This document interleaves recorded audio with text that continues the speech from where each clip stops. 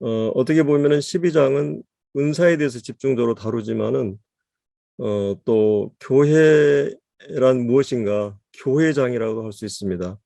그래서 교회는 그 주님의 몸인데 하나님께서 거하시기 위해서 세상 중에 불러낸 그런 무리들, 그리고 하나님의 그 사역을 수행하기 위해서 하나님께서 몸을 두시고 주님께서 이제 머리 대신 그리스도의 몸인 그리스도는 몸인 교회가 필요했던 걸 볼 수 있습니다. 그래서 이제 오늘 우리가 이 본문 가운데서 이제 12장 12절을 보면은 몸은 하나인데 이런 말씀이죠. 또 많은 지체가 있고 또 몸의 지체가 많은 한 몸과 같이 그리스도도 그러하니라. 그래서 여기 이제 그리스도도 그러하다는 말은 그리스도와 교회가 그러하다는 말이죠. 예, 그리스도와 교회. 여기 이제 그 몸이 하나인데 많은 지체가 있고 몸의 지체가 많은 한 몸과 같이. 그리고 14절에서도 몸은 한 지체뿐 아니라 여럿이다. 몸은 한 지체뿐 아니라 여럿이다. 그리고 이제 20절에 이제 지체는 많으나 몸은 하나라. 계속 이제 반복되는 말인데, 그래서 이제 그 이제 교회를 설명할 때 이그 12절에 몸을 하나인데 많은 지체라고 하는 말은 우리가 이제 일반적으로 우리 그 신체 구조를 얘기하는 겁니다. 그래서 이제 사도 바울이 은사에 대한 얘기를 하고 나서 지금 이 몸에 관해서 이제 얘기를 하면서 이제 교회도 이와 같이 몸과 같이 이런 여러 기능들이 있고 지체들이 있고 또 그러면서도 몸이 하나라고 하는 그런 부분을 이제 말씀하고 있죠. 그래서 이제 몸의 이 구조를 통해서 우리가 이제 교회란 무엇이고 또 이제 은사의 의미가 무엇인가 이런 부분을 우리가 이제 살펴볼 수 있고, 그리고 이제 성경은 이제 크게 그 이 생물학적인 측면에서 이제 이렇게 그 설명을 하고 있죠. 또 한편에서 보면은 이 사회학적으로도 설명을 합니다. 그러니까 이제 우리가 이제 생물학적이라고 했을 때는 유기체라 그러죠. 유기체. 사역적은 이제 조직체라 그러죠. 그래서 예를 들어서 이제 가족이라고 하는 경우는 한 부모, 한 어머니 이렇게 이제 한 피를 받은 가족의 공동체가 운명적으로 이제 피로 맺어진 관계라고 할 수 있죠. 근데 이제 사회학적으로 보면 이 국가나 회사 이런 경우는 이제 이익 집단이죠. 이익 집단. 그래서 이제 돈이나 권력, 지위 이런 여러 이해관계를 따라서 이렇게 모여진. 그러면 이제 우리가 성경에 우리가 이제 우리 모든 성도들이 한 몸이고 한 유기체인데 이 몸처럼 우리 몸의 구조처럼 유기체처럼 자동적으로 자율적으로 이렇게 사랑하고 이렇게 이루어지느냐? 현실적으로 봤을 때는 그렇지 못한 경우가 많죠. 우리가 이 성경을 보면 고린도라든지 지금 에베소라든지 사도 바울이 계속 그 서신서 전체에서 이 성도들의 관계를 이제 개인적인 어떤 그 책임이라든지 이런 부분에 대해서 얘기를 하고 있습니다. 그래서 우리가 영적으로 유기체고 한 몸이라고 하는 걸 계속 환기시키면서 또 개인적으로 우리가 어떻게 책임을 다해야 되느냐 문제도 함께 이제 다뤄주고 있는 게 성경인 걸 볼 수 있죠. 그래서 우리가 먼저 이제 우리가 어떻게 우리가 한 몸이 되었는가, 이제 이거를 이제 성경 13절에 보면 우리가 유대인이나 헬라인이나 종이나 자유인이나 다 한 성령으로 세례를 받아 한 몸이 되었다.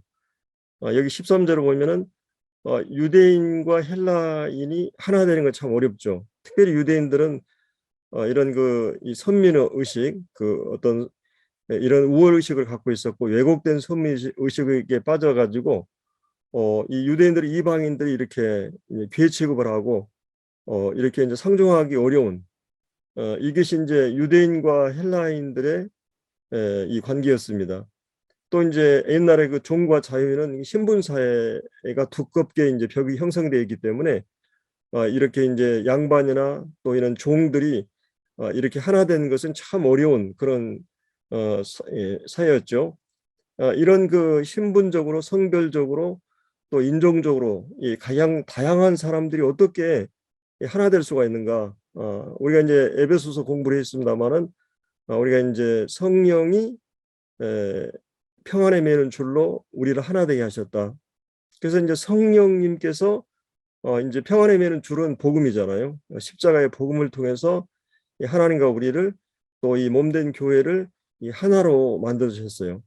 그래서 이제 성령님만이 이 복음을 통해서 우리를 거듭나게 하고 하나님께서 십자가를 통해서 이루신 그런 그 복음의 의미를 깨닫고 이제 하나님의 자녀로 되면서부터 우리 영적으로 이제 하나님의 자녀로 출생하게 되고 하나님과 관계가 회복이 되고 또 이제 성도들과 한 가족으로서 이렇게 이제 연합이 이루어지는 것입니다.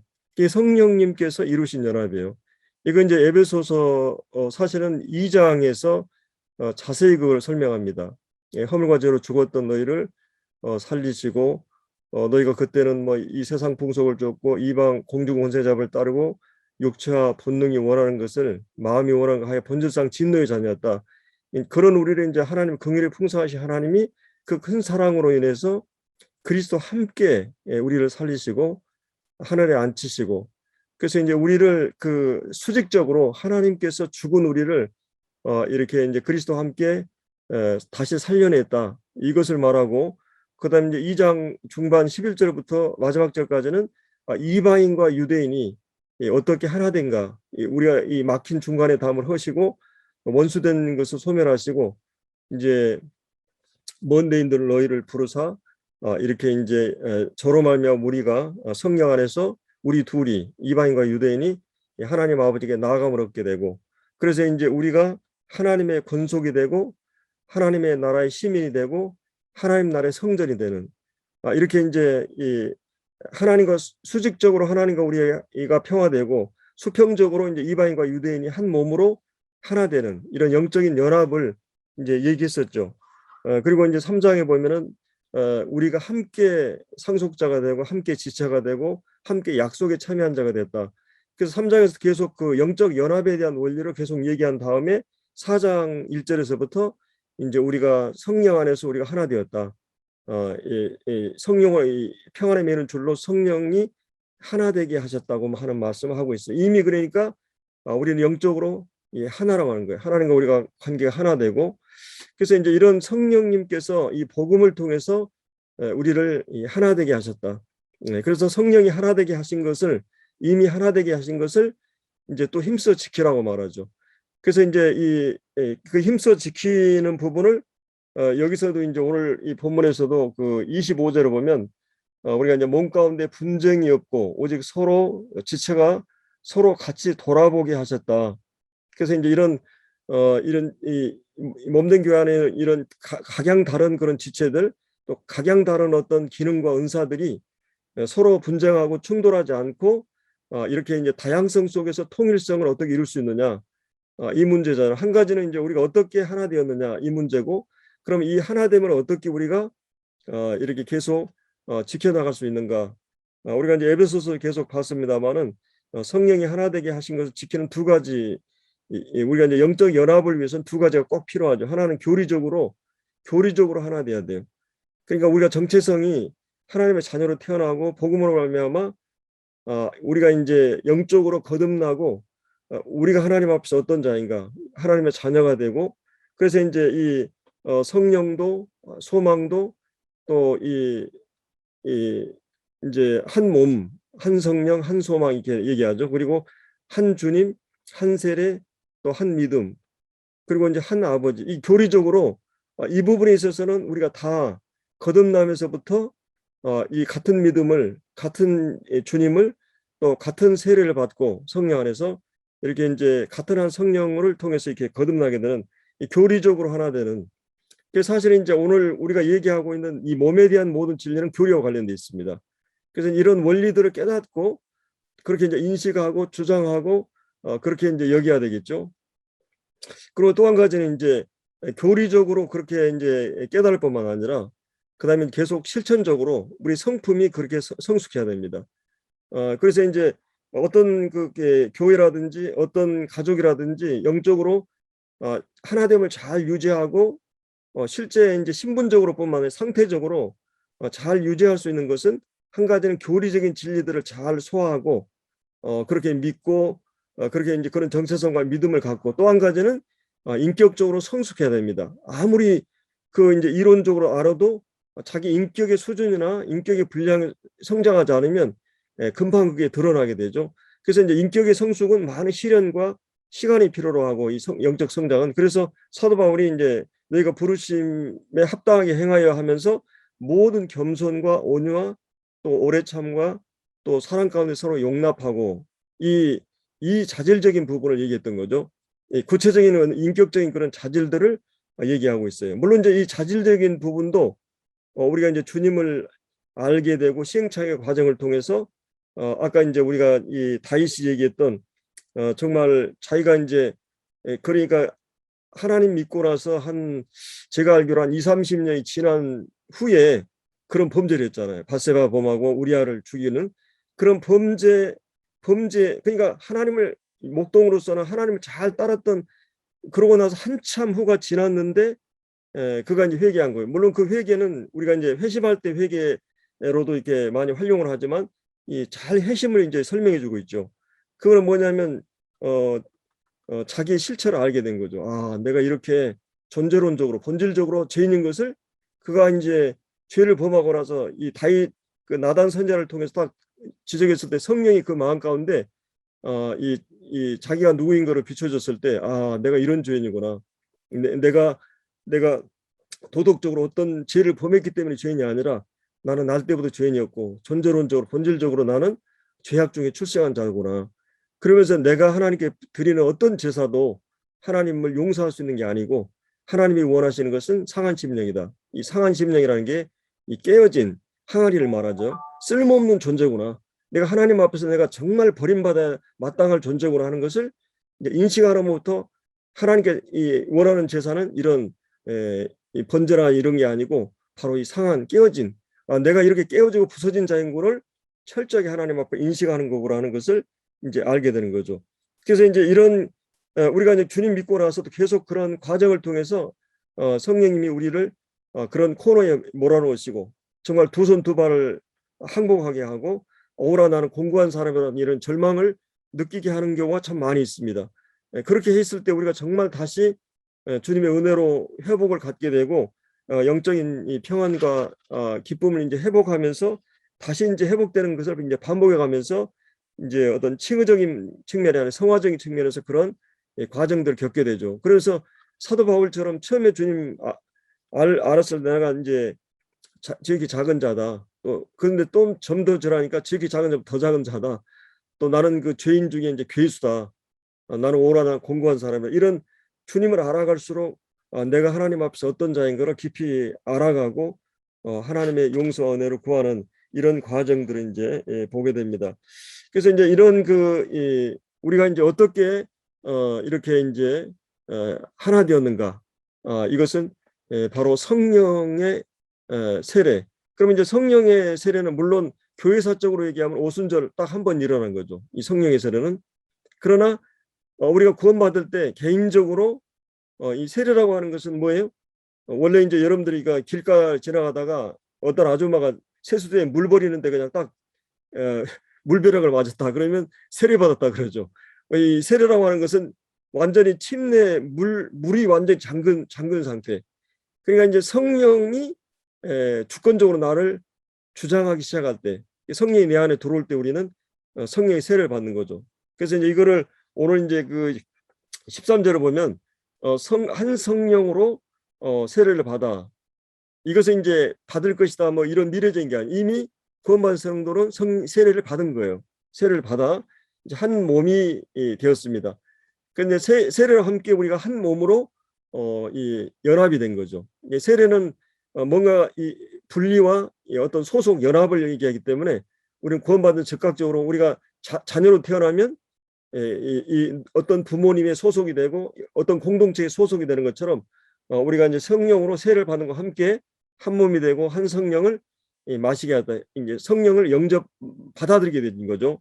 요한복음 이제 7장에 보면 내가 이제 생수의 강을 너에게 준다 했을 때 마시게 목마른 자로 와서 마시라 그러면서 이제 성령을 가리켜 말한 거죠. 그래서 이제 예수님이 구속을 완성하지 않았기 때문에 영광을 받지 않았기 때문에 아직 성령을 이렇게 허락하지 않았다는 말씀이 이제 아마 요한복음 7장 37절인가부터 나올 거예요.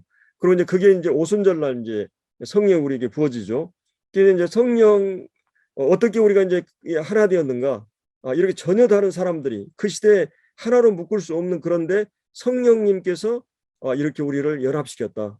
중생과 이 거듭남의 과정을 통해서 이게 한 몸으로 오늘 이제 이 세례에 대해서 오순절주의 또 이런 많은 은사주의자들이 성령 세례는 단회적인 것이 아니라 이렇게 이제 구원받고 나서 계속 반복적으로 근데 사실은 우리가 한 세를 받음으로 한 몸이 되었는데 그럼 계속 반복적으로 하면 한 몸이 됐다 안 됐다 그럽니까?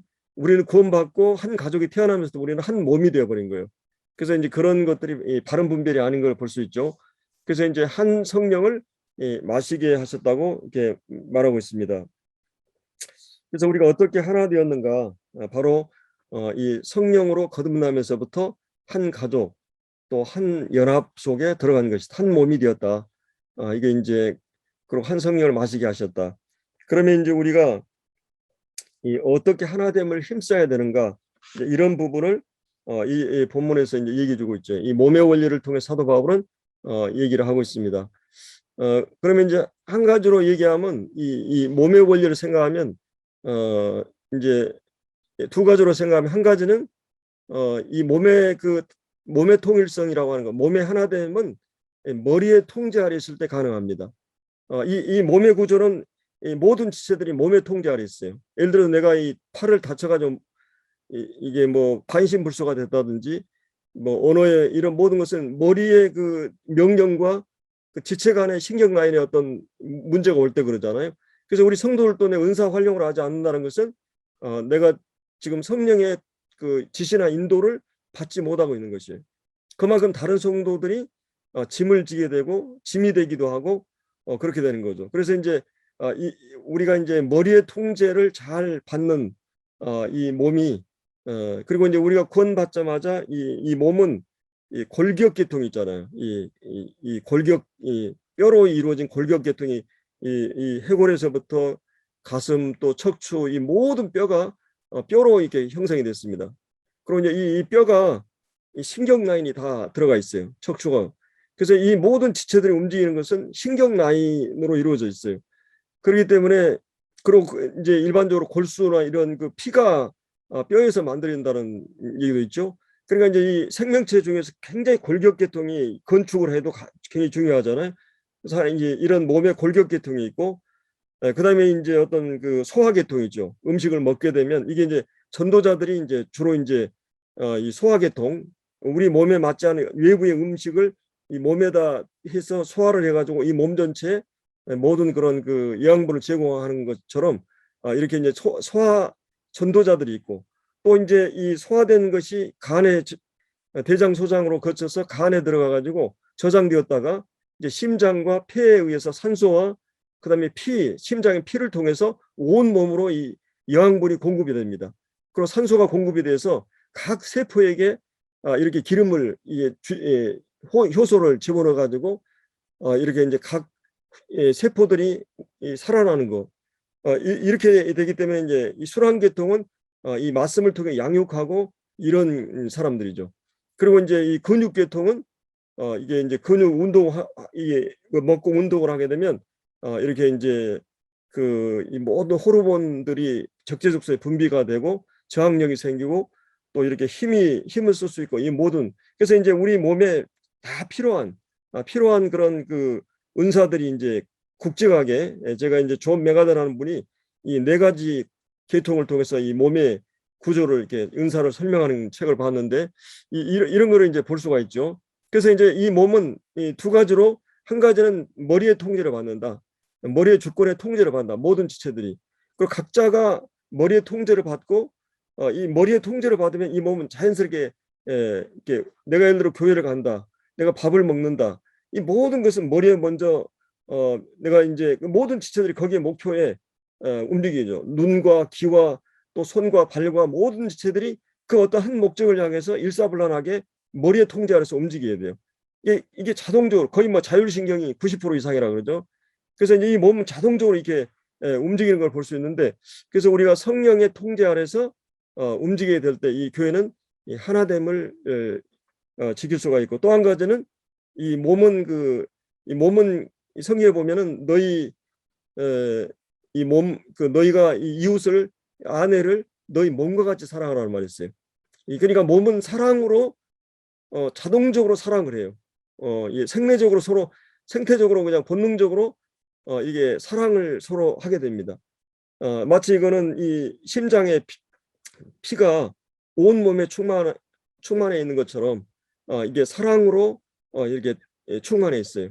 어디를 따도 피가 이게 나오듯이 우리는 이제 심장의 사랑을 가지고 서로가 서로를 필요로 하고 있고, 또 이제 서로가 서로를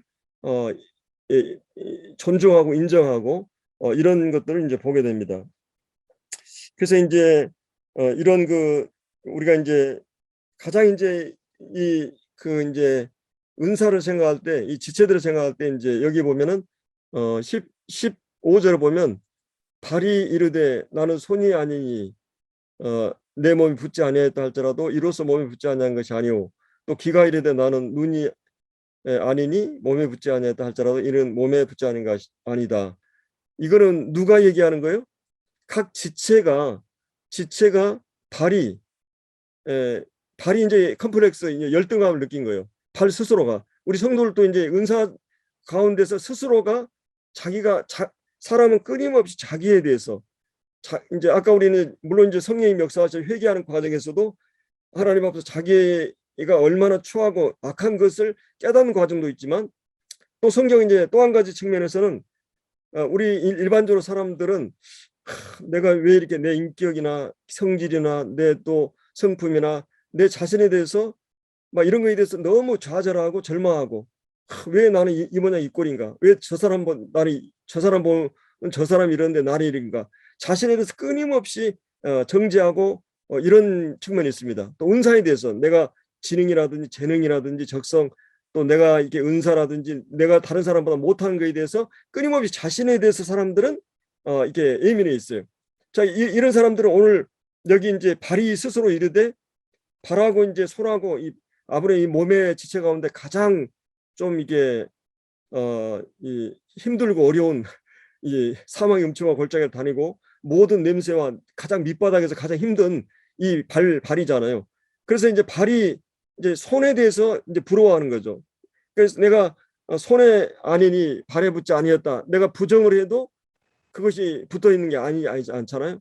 자기 은사가 그냥 이거 한 달란트밖에 안 받다고 땅에 묻어놓고 이렇게 하는 경우가 있을 수 있어요. 내 은사가 보잘것없고 이러니까 나는 거기에 대해서 그냥 이게 묻어놓고 이렇게 있을 수 있는데, 그렇게 성경 오늘 이제 그렇게 하지 말으니 모든 지체는 귀중하고, 오히려 거기 이제 그런 말씀 있죠. 이제 요긴하다는 말이 있죠. 22절에. 그뿐 아니라 더 약하게 보이는 몸의 지체가 도리어 요긴할 수 있어요. 약하게 보이고 또 보이지 않는 그런 지체들이 오히려 더 굉장히 중요한 지체가 될 수 있잖아요.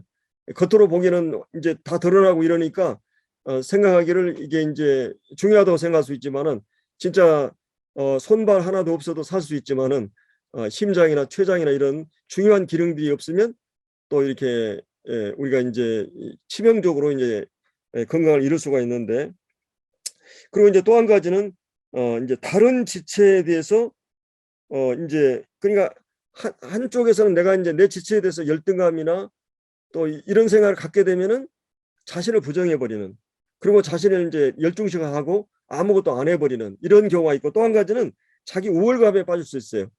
내가 이 은사를 막 하니까 놀랍다 해가지고는 이제 다른 은사를, 그게 이제 21절에 나오는 눈이 손들어, 이제 다른 지체가 자기보다 못한 손들어 쓸데없다, 또 머리가 발들어 너를 쓸데없다, 이렇게 이제 얘기하는 경우가 있다고 하는 거예요. 그러니까 이거는 우리가 이제 어떤 다른 지체를 볼 때 판단할 수도 있고 비난할 수도 있고, 왜 저 모양 저것이냐 그러면서 무시하고 쓸모없고, 이제 그렇게 그리고 참 불필요하다, 과소평가하고 정말 저 형제는 없으면 진짜 교회가 더 평안하지 않냐, 막 이런 생각도 할 수 있어요.